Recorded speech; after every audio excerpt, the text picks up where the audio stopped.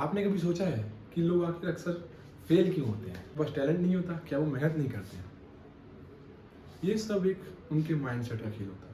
आपने सुना तो बहुत होगा कि ये माइंडसेट चेंज कर लो तो ये हो जाएगा, माइंडसेट कर लो तो ये हो जाएगा। लेकिन माइंडसेट चेंज आखिर होगा कैसे? क्या करें हम कि हमारा माइंडसेट जो है चेंज हो? आपने सुना तो होगा कि अगर उस बंदे का माइंडसेट बहुत अच्छा है, वो जो सोचता है वो कर लेता है, लेकिन उसको अचीव कैसे करें उस लेवल के माइंडसेट को? यही तो सबका प्रश्न है और यही सबकी परेशानी है कि ऐसा कैसे हो सकता है। तो आज हम सीखेंगे कि हम उस माइंडसेट को कैसे अचीव कर सकते हैं। Phase 1, cut the noise. Noise cut करने का मतलब ये नहीं है कि आपने आसपास बिल्कुल शांति कर लो। जो आपके मन में जो थॉट्स आते हैं हर समय, जो आपके मन में डिस्ट्रैक्शन थॉट्स हैं, डिस्ट्रैक्शन आ रही है, उसको हटाना है। और उसको हटाने का सबसे जो ईजी तरीका है, अपने सोशल मीडिया नोटिफिकेशन जो डिजिटल प्लेटफॉर्म है उनको बंद कर दो कुछ टाइम के लिए। अब अपने आप को एक बार टेस्ट करके देखो कि आप कितने घंटों तक रह पा रहे हो। ऐसा नहीं कि किसी दिन आप बाहर घूमने गए और मैंने तो उस दिन बिल्कुल सोशल मीडिया नहीं चलाया था।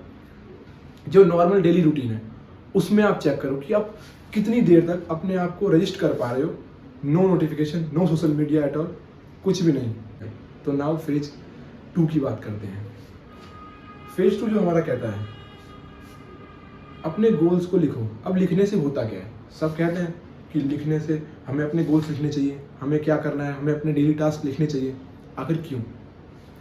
पहला जो लॉजिकल पॉइंट ये है कि जब हम लिखते हैं तो हमारा जो ब्रेन है उसको जल्दी कैप्चर करता है कि जो हम अपने हैंड से, जो ब्रेन की और हैंड की जो कोऑर्डिनेशन होती है, उससे हम उसको दिमाग में फीड करते हैं। फर्स्ट फेज में हमने क्या किया?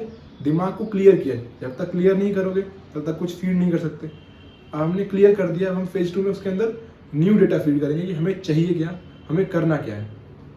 और 3 क्वेश्चन जो आपको अपने आप से पूछने हैं और लिखना है उसका जवाब, कि ऐसा क्या है जो मुझे रोक रहा है और ऐसा क्या मुझे चाहिए, मेरा ऐसा कौन सा गोल है जो मुझे अचीव करना है। तीसरा क्वेश्चन ये है कि ऐसा क्या है जो मैं अभी चेंज कर सकता हूँ, जो इमीडिएटली, मतलब कि इमीडिएट एक्शन कर सकता हूँ उसके ऊपर। Now come two phase 3, discipline. सुना तो बहुत बार होगा कि अगर हम डिसिप्लिन हो जाएंगे तो ये हो जाएगा, डिसिप्लिन हो रहेंगे तो बहुत कुछ हो जाएगा। डिसिप्लिन और कंसिस्टेंसी सुनने में तो बहुत छोटे से शब्द हैं, लेकिन 90% ऑफ पीपल फेल हो जाते हैं इनको फॉलो करने में, डिसिप्लिन बनाने में, कंसिस्टेंसी मेंटेन करने में। और वहीं सारा खेल है। जो बंदा डिसिप्लिन और कंसिस्टेंसी के साथ खेल गया उसके आगे फिर कोई टिकता नहीं है। तो अगर आपने गोल सेट कर लिया है, पहले माइंड क्लियर किया, फिर गोल सेट किया, अब उन गोल पे एक्शन लेना है। अगर आपने सोचा है कि मुझे इस टाइम पे उठना है, तो ये मैटर नहीं करता कि मैं रात में जल्द लेट सोया था, मेरी नींद स्लीप साइकिल पूरी नहीं हुई, इससे कोई फर्क नहीं पड़ता। अगर आपको डिसिप्लिन फॉलो करना है तो जो माइंड में सेट है कि अगर मुझे 5 बजे उठना है तो मुझे उठना ही है। और कंसिस्टेंसी, हम जब उस काम को डेली फॉलो करते रहेंगे like for a week, for a month, तो जो कंसिस्टेंसी आएगी उसके बाद आपको किसी मोटिवेशन की जरूरत नहीं है। उसके बाद आपकी इनर मोटिवेशन सफिशिएंट होगी जो आपको मोटिवेट करेगी, अब मुझे ये अचीव करना है, अब मुझे ये गोल करना है। और सबसे पहले हमें अपने शॉर्ट टर्म गोल्स क्रिएट करने हैं। लॉन्ग टर्म गोल्स तो सबके होते हैं बैक ऑफ द माइंड कि हमें ये करना है, इतने सालों में, आने वाले सालों में ये अचीव करेंगे।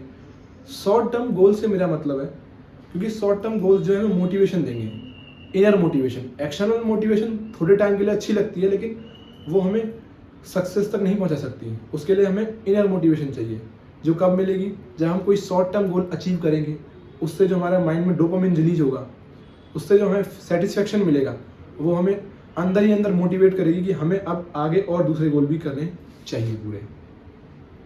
तो यही आपने समझ लिया। First, clear your mind. Second, feed new data. Third, discipline. तो अपना एक गोल चुनो आज और अभी, जो शॉर्ट टर्म हो कि मुझे अचीव करना है, उसमें टाइम लिमिट दो कि मुझे इस टाइम तक मुझे अचीव करना है। उसके बाद देखो कि आज के बाद आपका माइंडसेट चेंज हुआ या नहीं हुआ। एक बार फॉलो तो करके देखो।